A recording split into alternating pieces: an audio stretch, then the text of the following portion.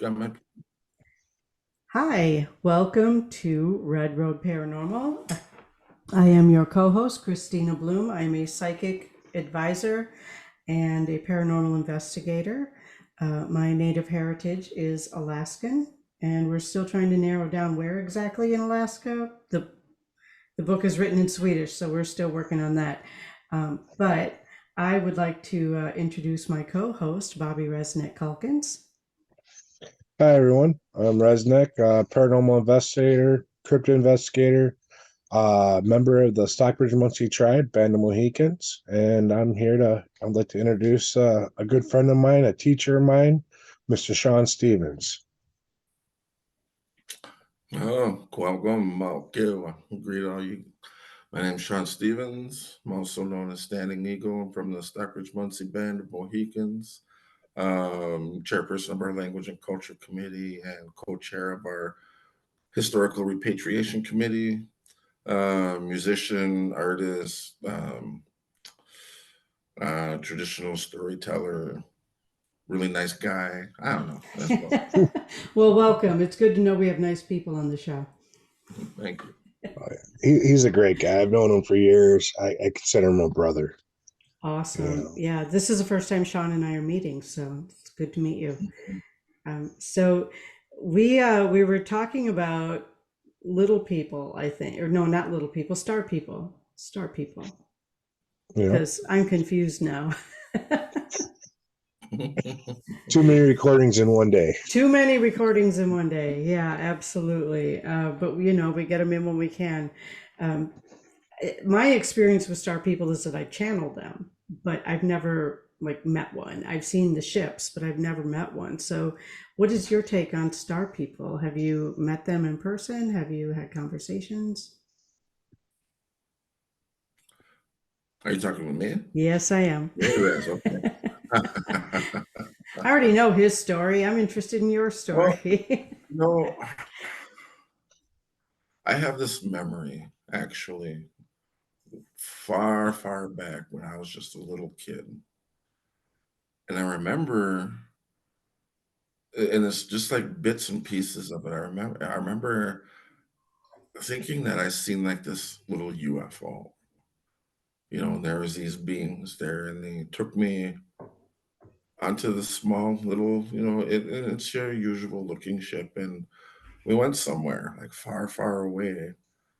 And I remember coming to this place to where what I was watching like these two like beasts, like I don't know if they look like cavemen, not even like regular cavemen, like further back than even Neanderthal, almost like ape men or so, and they were battling each other. And I don't remember why I was watching this, but they were showing me this, and then they brought me home. I don't know. And I couldn't tell you if like I went far away to another place. Maybe it was something here.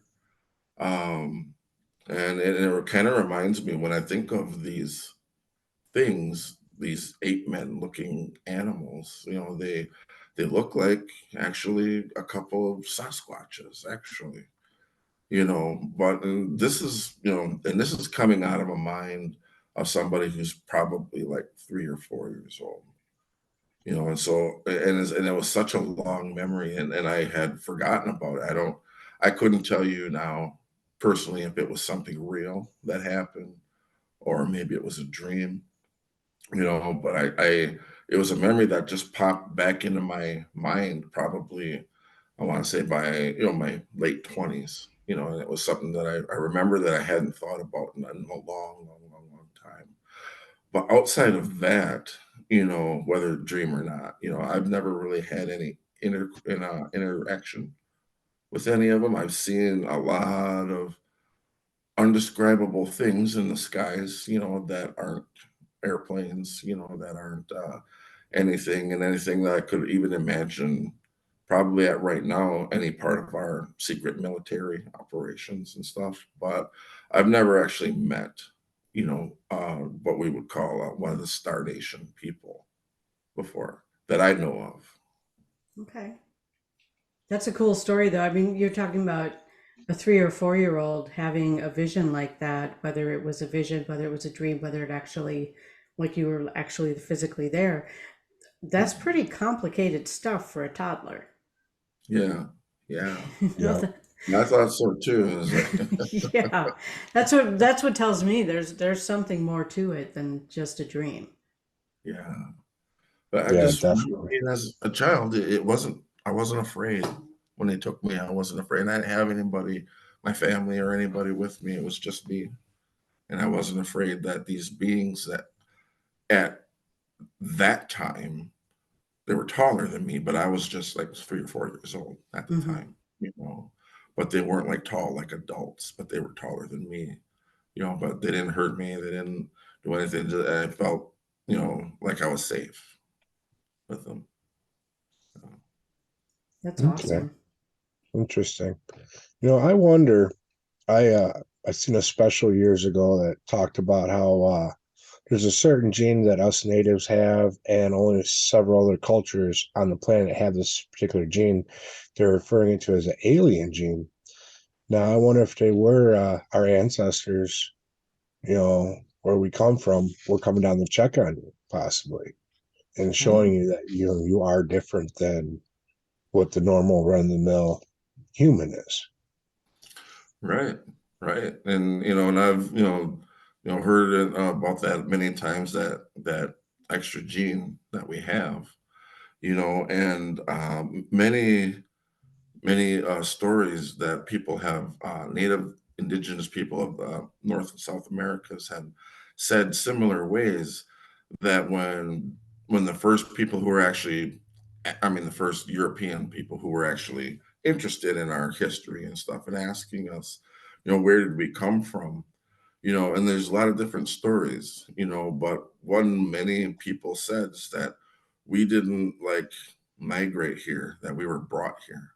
We were brought here by the Star Nation, and of course, that's not believable in any kind of scientific manner or whatever. They've got to have the Bering Strait theory or whatever, which keeps getting jumbled around and changed every 5, 10 years with new discoveries of yeah, things, in North and South America. A lot of the archaeological digs that are finding, that there was life here, 60,000 to even over 100,000 years ago of intelligent peoples living on these lands, you know.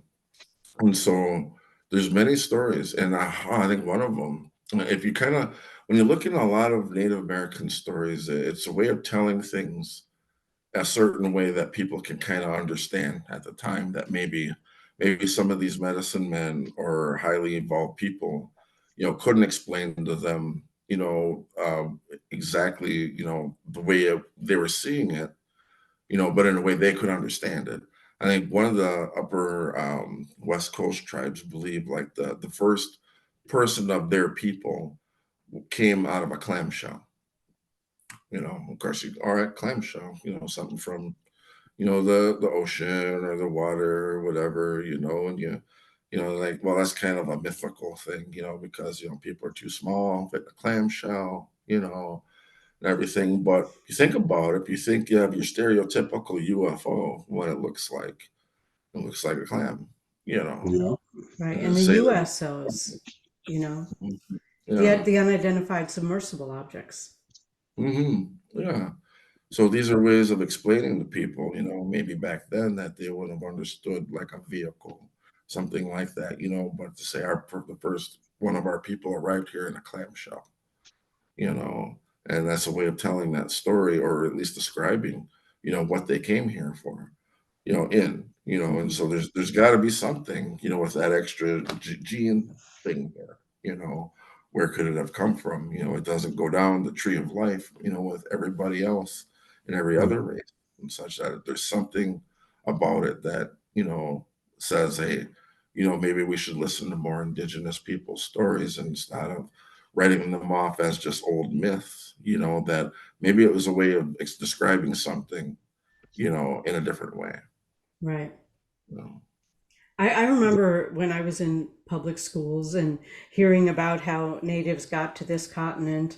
by coming through the Bering Strait. And I'm like, so wait a minute, you're telling me that everybody came from Eastern Asia and migrated from there? Like there weren't other people on the planet? Like that never made sense to me. Right. That Yeah, never me. made sense to me. Yeah. Right. And there's so many different speculations and scientific discoveries and such, that go both ways, to Hmm. where some even believe that some of the Mongol tribes of Asia, instead of, Native Americans coming from that area, coming here, that we had Native people from here that actually went over there through the Bering Strait. I mean, it's not just a one-way thing, you Right. know. And so, and you even look at Native Americans from your Alaskan Inuits, to the Plains people, the Lakota, the Dakota, Cheyenne, compared to, say, like Eastern Woodland Indians and even some South Americans, that they have a lot of differences. They don't Oh, all look yeah. like they came from the same place, Yeah. From and the side, language. like my profile is flat with the nose sticking out. Like it's, yeah, because that's just the way that the people that come from the Alaskan areas, and we just look more like that, Yeah, more yeah, Asian. Yeah.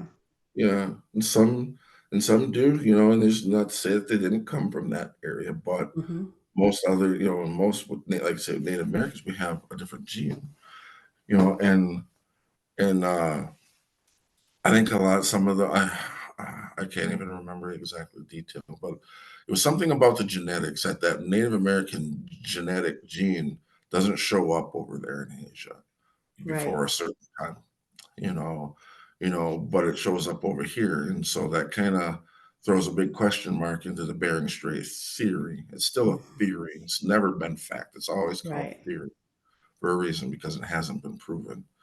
Now, and with archaeology and the scientific realm is very hard to take as 100% as well, Right. because there has been a lot of people who have done things in the past, to like say they would bury like these tablets, with these certain markings and stuff, just so they could come back a year or two later and have this grand discovery.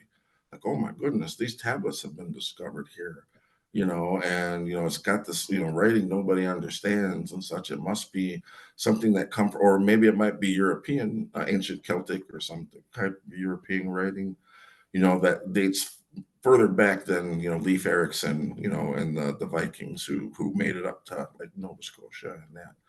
To just have like this magnificent discovery to put their name out there, you know, Yeah. um, even like with some people who and it's been known to happen, a lot of false archaeology, to try to prove like it seems like there's a big fight out there to try to prove like Europeans actually were here before Native Americans and such, because they found something somewhere, but they don't open up testing for everybody to come and see and everybody to come and, to try to look at it and whether either, to debunk it or, stand behind it, and Right. so that happens a lot. And so when I think, when it really comes down to, and even not just indigenous people of North and South America, indigenous people all over the planet, those are the ones you really need to listen to, those old stories, like some Yeah. of the African tribes who say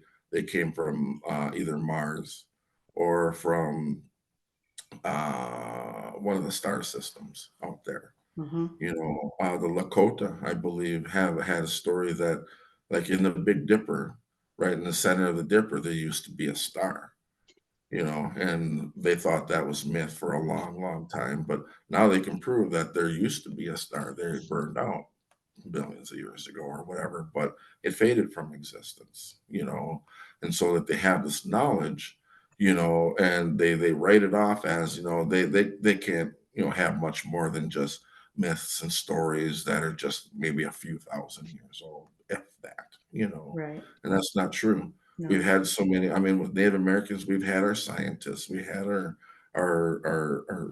medicine people, our historians, our keepers of all kinds of knowledge, that were all wiped out through diseases. And if you kept your writings or your history in certain uh, I want to say letters or caricatures or whatever, those were done on birch bark or they were done on animal hides and stuff that, probably, most likely deteriorated and away within a few years when the diseases come through. Whole villages would be wiped out, and there wasn't a time where people were scrambling around trying to find like the birch bark rolls, scrolls or the animal hides. They were just trying to survive, Right. survive their family. So a lot of the knowledge, has been lost with most of our, at least with our tribe and many of the other Northeast tribes, but, it's been said, for many, many, thousands of generations, that there are beings, the sky beings or star nations, through every tribe talks about it. It's not just some myth. There's Right. something, real tangible to it if every tribe talks about it and having interaction with these people things. And then some tribes in South America, I believe they say that's where gift of corn came from, certain foods. And scientists will tell you, well, the original corn was just like this little bitty, type of thing that grew on this wild plant, and they can find it today. It's the original version of corn, and it doesn't make sense to me, for our ancient people to try to grow this naturally and to change it genetically over thousands of years. It was, some of them tribes say it was a gift from the gods. It was a gift, with corn or these vegetables that could be grown, in the land in big abundance. That's what people needed for civilizations. You can only grow your villages so big on so much unless you have a big source of grain or food like corn. And so, corn being a gift from the gods. Well, who are the gods? What is a god? And it's what you Mhm. perceive it to be. And some of them will say it's the sky beings. Corn is a genetically modified organism. And I don't really see our people wasting their time trying to cultivate fields large enough for those tiny little bitty things, Mhm. just figuring, okay, we'll just grow it here instead of gathering it. I don't see that in that sort of way, other than when you get this corn and you have to grow it a certain way. You've seen cornfields, they have to be grown in an individual spot in lines. They don't just grow wild, Right. that way anywhere. If they did, it would, the soil would deteriorate and it would all kind of die out within itself. It has to be cultivated. It has to be. There's no other way of doing that. And so these ways that we're taught, that we all ancient indigenous cultures that have with harvesting and such, even the Sumerians will talk about the gift of the first plow from the gods to cultivate, to plant these things so we could grow our numbers, so we could have civilization. Hopefully then to help us along with our development on who we are as human beings. So even the food that we've been eating, that you just don't find out in the wild anywhere. Even though scientists will say, well, this is this little plant here, that was the original one. There's really no proof of that. And if there is, how did it change so drastically in their mind over just what, 10,000 years? What's the original Bering Strait theory? Right. 10,000 years, and of it changing that much, I just don't see it. I don't see it possible that way. That's just stuff they throw out there to make an excuse to say that they don't have to prove that the stories we have been saying for so long are true. You know, Right. Well, it's and subjective. and isn't science supposed to be about discovery? And when you discover something new or that something wasn't the way you thought it was, or it's supposed to be about growth and discovery. So science is always supposed to be doing that and should never be the final word on anything forever. It should be, but you have so many people who are having their careers ruined because they're finding proof of civilization beyond Bering Strait theory time frame. There was this one lady, I think she was doing work down in South America somewhere, and they're finding pottery and other things that are in areas, so deep that they weren't just buried there, as a ritual or anything. They were so deep in there that it was over 60,000 to 100,000 years ago. And this isn't your regular hunter gatherer, or even, ape man type of stuff. It's, people who actually, a type of civilization who had art, such as in pottery, to have these things that they would use. So, and that she had her career ruined because she brought this out and it didn't fit the regular normal time frame of what is being taught as Right. human civilization and growth and stuff. So you have so many people and there's so many discoveries. I think they call it forbidden archaeology, Probably. these finds that they find that just does not go along with the social norm, to prove wrong, So, you would think science would be about discovery, but there's whatever it is, there's a war against, knowledge that changes everything that we thought of from the past, you know. So that's Mm, really sad. So there's so many things that we could just, okay, what we thought of in the past and what we imagined isn't correct. We're human beings. We can make those kind of, mistakes, own up to it and try to find out, okay, what's the real history? What's the right. true history? Right. Exactly. You Yeah, know, got to keep digging for knowledge no matter what we do and be willing to have an open mind on it because what we learn today ain't always going to be truth tomorrow. absolutely. And that's where, even though I'm Native American, I follow a lot of philosophies of many great thinkers, and Socrates was one. And he would say, he would ask questions to people that there was no definitive answer, but he would ask these questions just to get to people to think really hard, you know, and to be a critical thinker, Hmm. and he would say to people, question everything you were ever told in your life. You question what your parents taught you growing up, you question what your teachers taught you, what the minister at church teaches you, anything that anybody's ever taught you, question it. Because a lot of people, they don't question it. They're actually forced to kind of get in line and accept what they were told. And those who do question seem to be the ones that get blackballed and stuff. Socrates himself, they killed him because he was having too much effect on the youth, back there in ancient times. And the powers that be didn't like it. They didn't want people to critically think, to think of what the government is doing or what whoever's in charge and what they're doing. They didn't want critical thinkers, Hmm. And so Socrates said, question everything, because two things are going to happen. It's either going to solidify the truth that you already feel, or you're going to discover something new, Right. and why not discover something new or solidify what you're already believing in, but that even it seems like truth has been an enemy that far back in civilization and still is today. Right. And that's really sad. I agree. I Yeah. agree. It Very much certainly so. is. Right.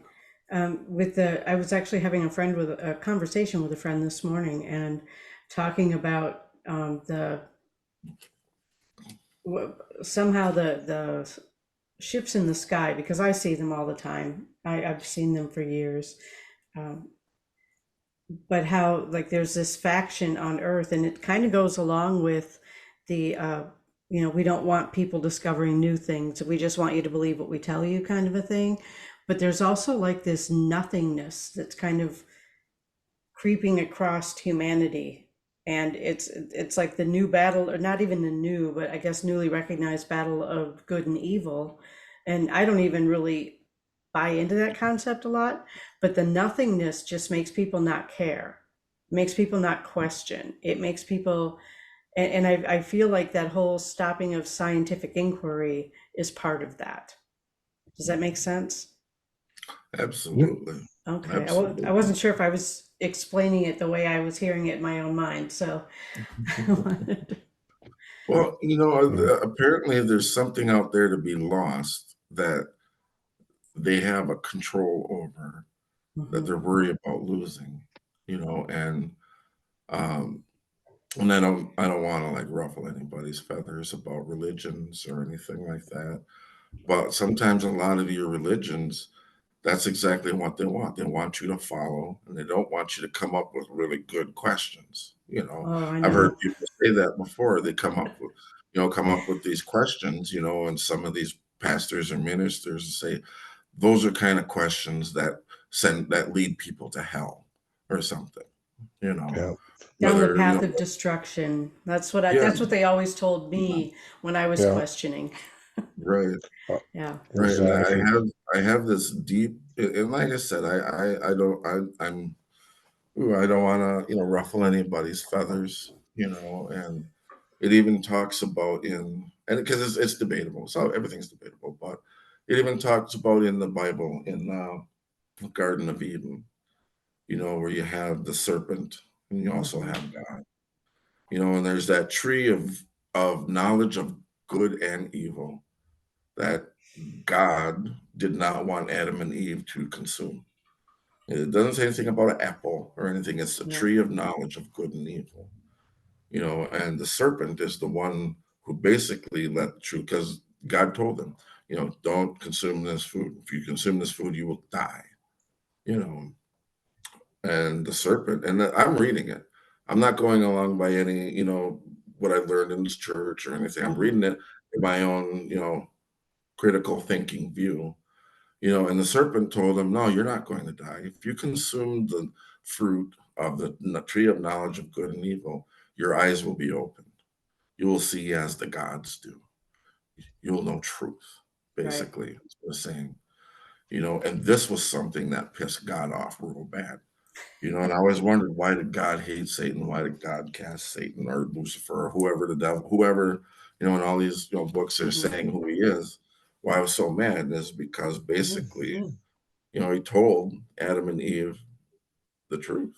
They said, you won't die. You're not going to die. Your eyes will be open. And what happened? He, they ate they consumed the fruit of the tree of knowledge of good and evil. Right. And what happened? All of a sudden, they had these realizations. One, and it says in the Bible, they realized they were naked.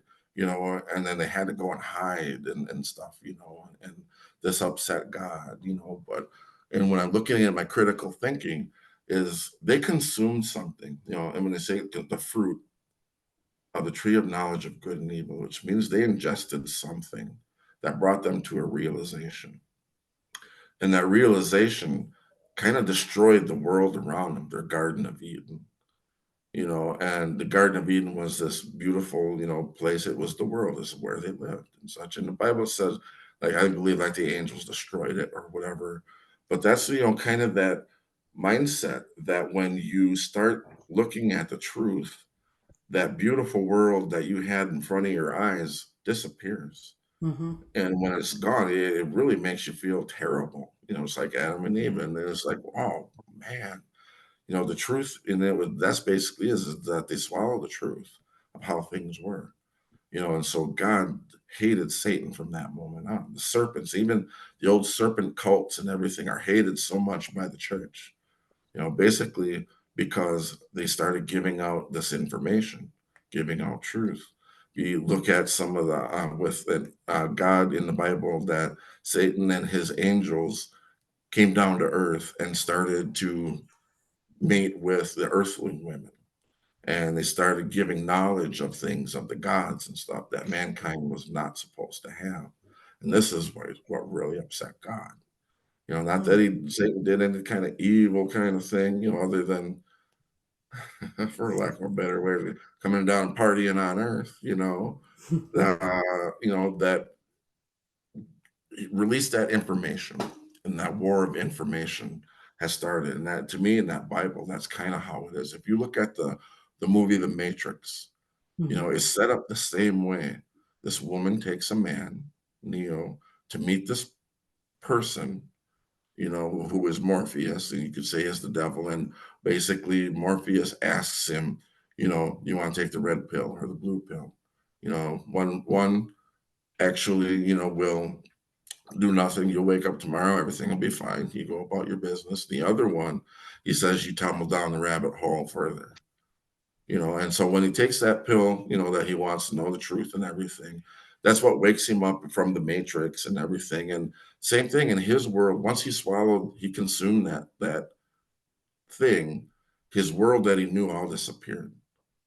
It's the same thing, just not nobody really says it. I caught that correlation, as this Garden of Eve leading Adam to the serpent, somebody who said that basically all I'm offering you is the truth, kind of thing, Right. you know. And there's another analogy you can take from that to say, be careful what you search for. You might find it, but you might not like what you find either. So you could really say that, be careful in outside searching the truth. You might not find it. You might not find what you like. Right. And the Sumerians and their ways of teaching is that the original people who came here from the skies came here to mine minerals and such, and they created the race of mankind to do the work. And they created this religion that that they were the gods and mankind serves them, and they compound all these things like gold and silver and such as offerings for the god, or they stockpile it because for the gods to return, Right. you know. And I think it was Enlil and Enki, I believe, which was the biblical version of Satan and God, who the same thing happened. Um, I forget which one is which, but one of them basically did the same thing as in the Bible, started giving information to the humans, started waking them up and understanding things, and it started to cause a lot of chaos. And that's what made the other side, the God side, you know, really to really demonize them other people, the serpent cults and all these other ones who are known to be keepers of knowledge, you know and this was like a whole story like told in two different religions, with the Sumerians and then the Bible. And they even say with the Sumerians, that the higher beings were mating with the earthly, this new race of people they made as slaves basically to work. And then they were making hybrids, giants and such, or people of men of high intelligence and such, and they became a threat to the people who are in charge, the Godhead that's in charge, Hmm. actually. Wow, we're going deep in this anyway. Right, we are. This is a and really deep dive, and I'm loving it. So, Yep, yeah, exactly. But yeah. that's where Yep. that war against knowledge, Hmm. stay away from them people, that this is what you must know, this is what you must learn. And Right. then, I apologize to anybody again who might have a Christian or other beliefs I might be treading upon, but it's just, it's an opinion. But religion was made to put people under control. Hmm.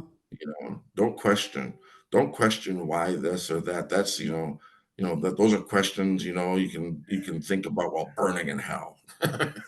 you know Yeah. and put that fear of people into people instead of the truth. And like I said, on the other hand, there's a lot of things. If we keep digging for the truth, a lot of people today would freak the hell out if they knew what the real truth was. Right. What if we were just I want to say experiment, but a science reproduction of a higher being, made to come here and to basically harvest minerals throughout thousands of years until, it's all depleted and this higher group of beings can move on to, basically lily padding to different solar systems and planets, still continuing to live for billions and billions of years, you know. So that being said, it makes a lot of sense why so many religions are so down on knowledge. If you look at you've heard of the Library of Alexandria, Oh, yeah. I thousands, visit it frequently. so much knowledge was lost there, burned by Christians, burned by people coming in and destroying, and they would destroy so much. And I'm always a person that says, if ever a library museum catches on fire or whatever, it's never really an accident. It's Yeah. destroying knowledge. It's destroying something, that was known that it could be dangerous to those who are in charge, Right. you know, and um, I think it was the Codex of the Mayans, and when the conquistadors came through, and then the Catholic Church, the Pope, the Vatican, they destroyed all of these codex, which is basically the Mayan record of their history, their life, of the universe, all these so many different things. They burned almost everything except for a few that they kept and they took back to the Vatican, which they Hmm. don't even show anybody today what it is. Right. What is it? What is it? Why are they destroying all this knowledge? If it's just, why are they destroying it and not letting it be taught? Because it's a threat, maybe, to mankind to know the real truth of human origins. Yep, That trying to Yeah. rewrite history. right, right. They want us all to think, well, we were created by God. God loves us, and here we are on this earth, and we're here to serve God. We want to go to heaven, kind of thing. If we knew anything different, it would be mass hysteria, and the powers that be wouldn't have the control over the masses. I mean, you think how many followers the Vatican Church has all over the Mhm. world, billions of people, and that's a lot of control. And these are people that would do anything that they were told. The Pope says so. You know, Throughout history, Pope had more power than kings and queens, Yep. and that was where Hmm. the true Roman Empire kind of flipped over and turned into something. It turned into the Roman Catholic Church, which didn't have to be, a country or whatnot. It was just a faction all over the world. Right, because Split off. energy doesn't have boundaries. Right, Yep. So, right. with that being said, with energy not having boundaries, it seems logical to me that everything that has all knowledge that has ever existed still exists. Whether it's written down or not, the knowledge still exists. And Mhm. I believe because I astral travel, I'm able to go and read some of these transcripts or have them explained to me by somebody who can read the transcripts. Um, that knowledge still exists. It's just not written Mhm. down on earth where we can see it. It's still there. Right. You know. And Yeah. there's places they say where it is. They call the Hmm. Hall of Records. Yeah. When Yep. one supposed to be somewhere underneath the Giza plain there, and the other somewhere down in South America, and other places where the true knowledge, of higher civilizations previous to this one that we have today have Hmm. existed. And where they were kept safe, in case of any kind of cataclysmic thing that would happen. And I think to myself, I was like, especially for Egypt there in the Great Pyramids, a lot of people feel that the pyramids were tombs and stuff like that, But the thing of that's different. Tombs have hieroglyphs.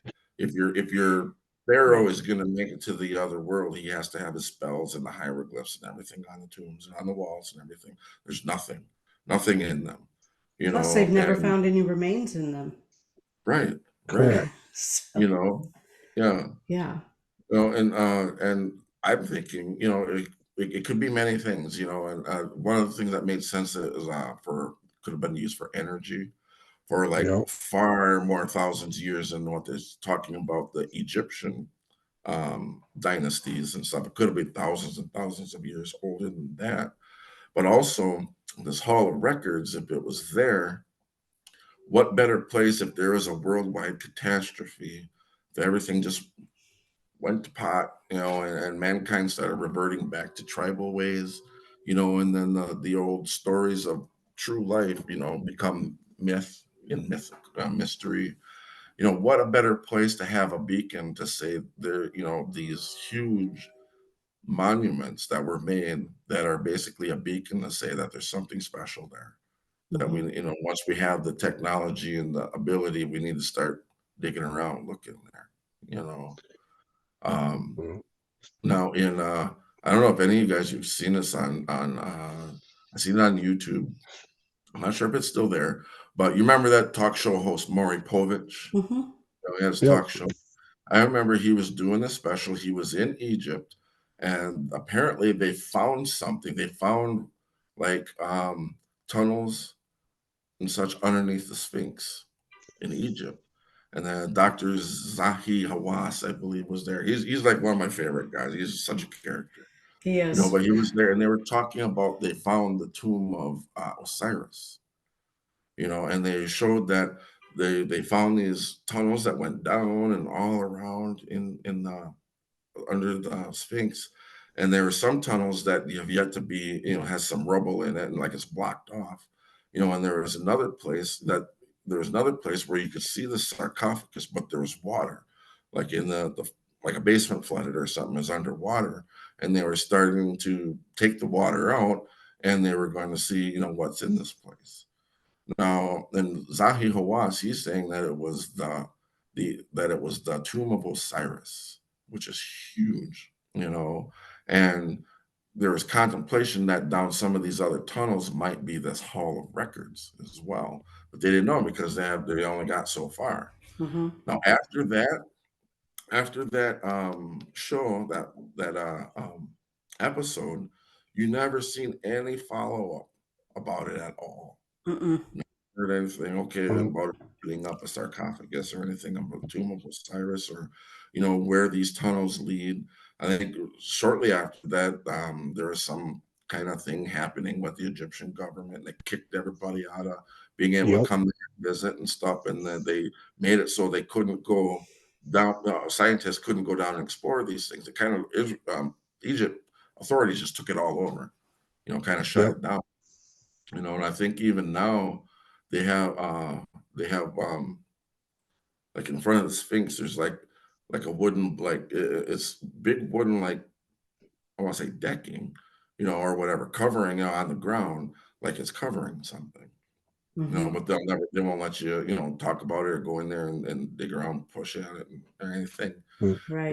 but I thought was really another thing. Maybe I'm jumping around, but one of these scientists that did geological work around the Sphinx, and that the the erosion that happened on the walls of the behind and around the Sphinx happened from water. This was dug out and done, at a time where there was a lot of water in Egypt, and they said that with rainfall, and any other geological person will tell you, yeah, that's all done by water, Mm-hmm. and they didn't have water like that in Egypt for the last 10,000 years. So the Sphinx has to be much older than what Oh, they're saying. yeah, definitely. yeah. Yeah. And Speaking of this, talking about the Sphinx and the Hall of Records, I believe it was Edgar Casey mm, predicted that they were down there underneath the Sphinx, and like you were saying, when they started fighting things, the government shut them down. yeah, I believe they're trying to hide that information myself instead yeah, of letting it become public knowledge. right, right. And I think, not only because like people who have, who are empathic or have like psychic gifts and stuff are always cast aside, as sideshow people or whatever. I don't bite that one bit, because I know that's another kind of a dream I had when I Mm-hmm. was younger, before they even talked about any tunnels under the Sphinx that I knew of. Because I'd watch TV shows and stuff, like uh the old I forget that show had Leonard Nimoy and In Search of In or search whatever. of, yep, Yeah. But they never talked about anything about that. But I had a dream when I was young that there was like an underworld under the Sphinx, and the Sphinx was kind of there, sort of in a way of a protection, and that underworld was sealed, and it was used to be open long ago, but there's different beings that live in the underworld down there, and that they were very dangerous, to humans and such. And I'm not going to tell you the dream, because the dream was like really corny, but this thing, it was like an adventure, like kid kind of thing, and but I remember being down there and seeing these two beings, and they were big. They were big and like very muscular, but they were like a really dark green with bumpy skin. you know, and they were very angry that I was down there, you know, and they like started like chasing me and like throwing big boulders at me and stuff. And things started coming down. And when I got up to the opening where I came from, you know, we had to like seal it shut again, you know, and in my mind that whatever was down there was dangerous to the people up above. So that's why Okay. it was sealed, I'm thinking, you know, and I didn't really, I was kind of chalked it up as a weird dream, you know, until I started finding out that they found, you know, tunnels under the Sphinx and such. And even weirder than that is when I started learning more about Egyptian religion and such, and how they talk about the crocodile gods, you know, and you see them like in Mm-hmm. particular in their paintings and such with like a crocodile face.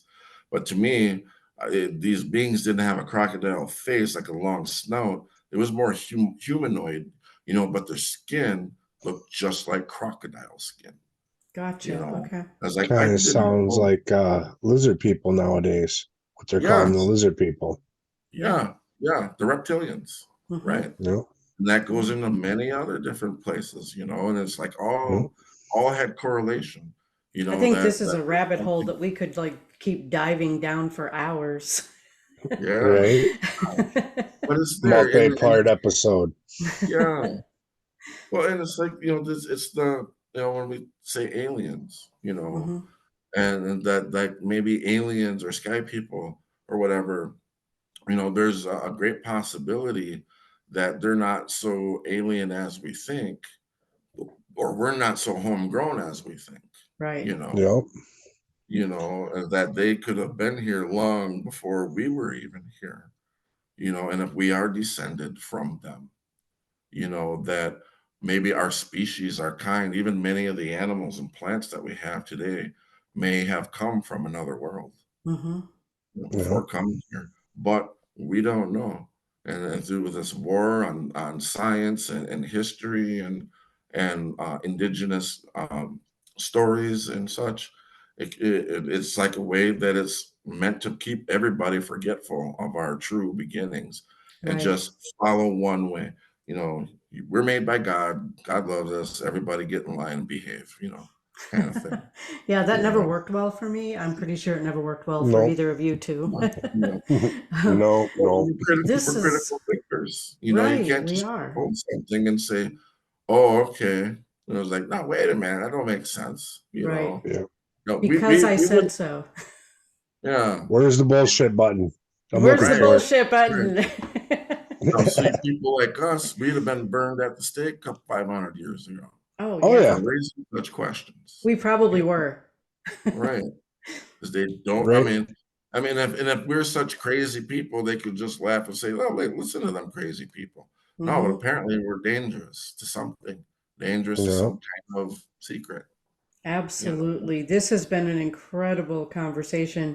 We're coming up on our time here, but because, like I said, Already? we could, yeah, I know, we could, Right. we could really deep dive into this and keep going for hours. But I think breaking it up into segments is probably more useful since most people aren't going to be able to listen to us for hours on end.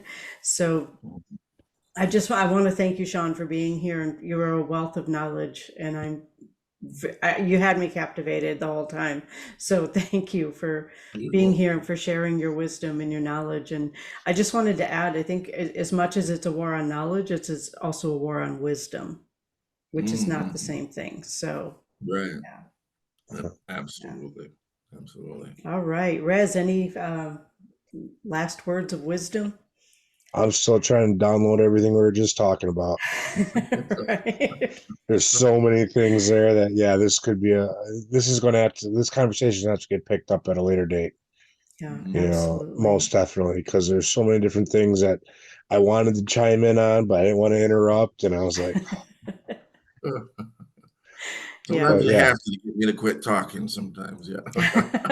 that's all right. I know how it goes, brother.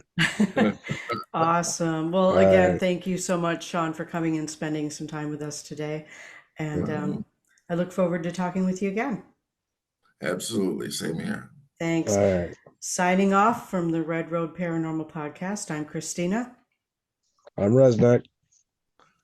And here's Shawn. I'm Awesome. Sean. All right. All right, everybody, have a great rest of your day.